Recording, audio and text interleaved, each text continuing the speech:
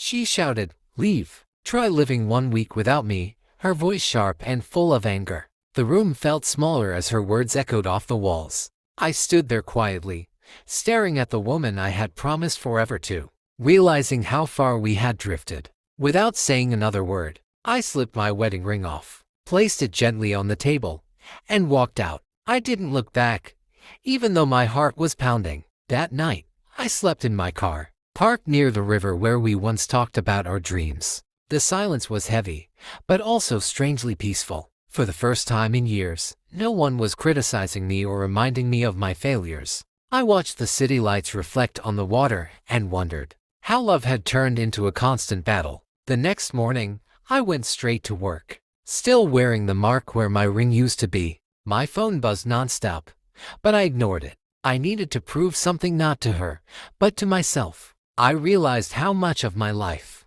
I had built around keeping her happy while slowly losing myself. By the third day, I started doing things I had given up long ago. I went to the gym, met an old friend for coffee, and laughed without feeling guilty. It shocked me how light I felt. That week without her wasn't breaking me, it was rebuilding me. Meanwhile, her messages changed. The anger disappeared, replaced by confusion and then worrying. She asked if I was eating, if I was okay, if I planned to come home. I didn't respond, not out of revenge, but because I needed clarity more than conversation. On the 5th day, she showed up at my office. Her eyes were red, and her confidence was gone. She said the house felt empty and she hadn't realized how much. I did until I wasn't there. For the first time, she listened instead of blaming. That evening, we sat in a quiet cafe, not as husband and wife, but as two people facing the truth. I told her how small I had felt,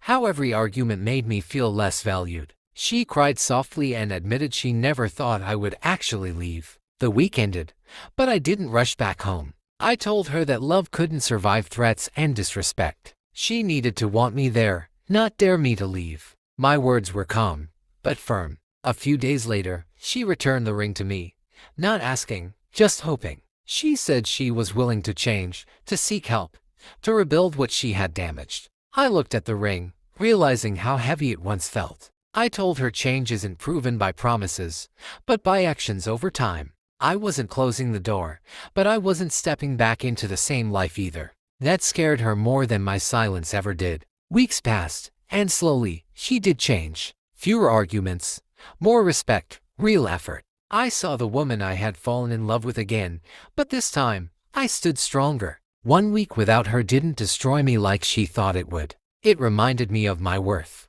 and whether I wore that ring again or not, I knew one thing for sure: I would never beg to be valued again.